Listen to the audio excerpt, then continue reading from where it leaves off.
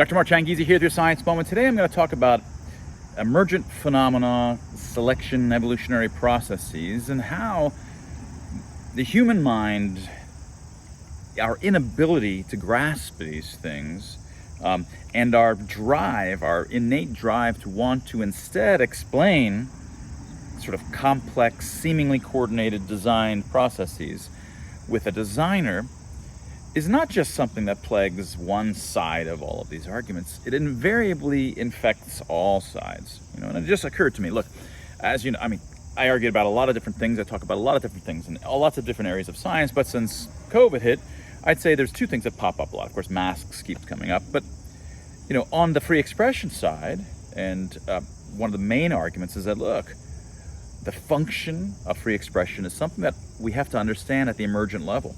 It requires the misinformation, the stuff that you don't think is right, which of course everybody thinks the other side is not right. It requires that. Debate, discussion requires both sides. And through this process of these reputation networks changing in these dynamic evolutionary ways, over time the entire system moves slowly towards the truth. When you mess with that with central design, with centralized fact checkers, you mess with that system. You mess with that emergent mechanism that leads to that leads brilliantly, even if it stumbles slowly, over time to the truth. All right? That is an inability. It's the same kind of inability to understand free markets, right? Whether it's the free market of ideas or whether it's free markets, there's a lot of folks who just can't believe that a mechanism that's undirected could possibly lead to brilliant, coordinated things like the truth, or like to prices that are efficiently distributed throughout the network, and to just general welfare rising because of the distribution of goods that happens through a free market. And same with the distribution of ideas and reputations changing. These things happen on their own emergently through trillions of these kinds of pairwise interactions, whether they're pairwise economic interactions or pairwise arguments about ideas. That's where the drive is on that side, to centralize the control of the market or centralize the control of free expression. It's because they just can't believe that emergent phenomena could possibly lead to brilliant outcomes that they want. And instead, they want to see that, okay, if we're going to get to some brilliant place to live, or some brilliant truths, we need to centrally engineer it. We need to be the designers, or we need somebody to go design that for us, because that's how you get design coordinated things, right? And on the other side, at least in the COVID debate, we've got the pandemic or conspiracy theorist types who also have the same inability to appreciate emergent phenomena, evolutionary, cultural evolutionary kinds of phenomena, and instead have the natural human proclivity to want to see a designer to explain seeming coordination and design, because that's what the human mind wants. That's what we can explain in a normal life. That's what we can understand. We see designers behind design. And so it can't possibly have been collective hysteria. Again, this doesn't make anybody not culpable. There's a whole bunch of videos. People seem to, oh my gosh, if you're saying there's collective hysteria and there's no designer, then you're saying that they're all, excused. No, it's exactly not that at all. They're completely misunderstanding. But let's set that aside.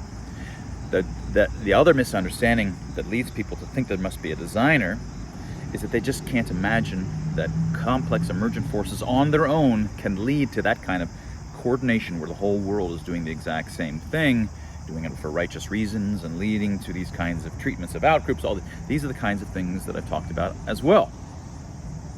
This is a misunderstanding of the power of emergent phenomena to create coordinated, seemingly designed, or in fact just designed. Let's call it design. My eyeball's designed even though there's not a designer. Stop feeling guilty for calling things that are designed by non-designers design.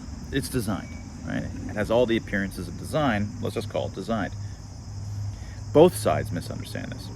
Socialists, centralized fact checkers, that kind of whole intuition of centrally organizing society is the same kind of intellectual mistake that pandemicers have, conspiracy theorists have, in terms of trying to understand these large-scale events, because both of them, and intelligent design is the same way. Intelligent design, which is not really a left-right thing per se, all of the biological design in the world can't possibly be explained by natural emergent evolutionary phenomena. It has to be the case that there's a designer, there's a God that explained it. same human tendencies in all of these areas, right? It's not a left-right thing at all. It's a human thing. And in each case, it is deeply mistaken. And if you misunderstand the nature of what really drives the truth and economic, vitality, and in this case, ruin, when there's genocides and democides, the things that cause these ruins are individual evil actors within these collective hysterias who are culpable, but it's the collective hysterias that explain the large-scale coordination and the large-scale seeming design of it all sort of working together as this one object, this one highly timed, coordinated event. Those are how you understand these events. And that was your science moment. I think it's just helpful to see that if you're one of these, you're just like the others. You're falling for the same intellectual, psychological biases that we're all susceptible to, right? And you're never going to be able to understand these large-scale forces. You're going to either fall into the centralized planned economy or centralized planned truth side, or you're going to fall into other kinds of sides that think that there's these puppeteers on the outside who know exactly what's going on and engineered all of these events. None of these things explain the reality, the complex realities of life, whether it's biological life or societal life, are outside of the powers of individual groups and individual designers. These things have minds of their own that happen at the level of the whole, and only by understanding it in those terms can you make sense of these things and hopefully inhibit them, not inhibit natural selection, inhibit these things at the societal level. And it's the only by actually making these kinds of arguments. If you're over on the pandemic side and you're against centrally planned economies and you're against centrally planned truth, disinformation bureaus, then you have to understand this, because the argument against them is that nobody can centrally organize these things and make them work. Because if you really believe that there were puppeteers able to do these kinds of things, well, then maybe there's puppeteers that are smart enough to actually centrally plan economies. Because if they're as brilliant as you say that they are in messing things up for their own gain, right? It's not just chaos that they're seeding. They're actually doing this with a particular plan which, leads monies going in a particular direction and so on. Well, if you can find the right people to do that, then why not centrally plan? Because maybe you've got your brilliant, ingenious scheme on reorganizing society or reorganizing the free expression networks so that the truth is more easily attained. You need to break that kind of thinking. Nobody has that power on the sides of evil or on the sides of claimed good. They only, when they attempt these sorts of things, it just leads to muck. Right? When you see brilliantly coordinated things, stop looking for individuals or groups to explain them. Start looking at emergent phenomena. And that was your Science Moment. If you enjoy these sorts of things, subscribe to the Science Moment channel here at YouTube. You can also find it at Rumble and at Odyssey.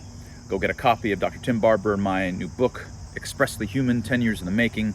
It's about why we have emotional expressions. It gets into, it's the language that we truly speak, whether we're speaking with our faces, our gestures, or even when we're speaking in words, we're really using them in an emotionally expressive way to engage in negotiations with others. So understand what we're really doing, how we're really arguing in real life and talking and interacting with people, whether it's language or otherwise. It's all about this emotionally expressive stuff. That was your Science Moment.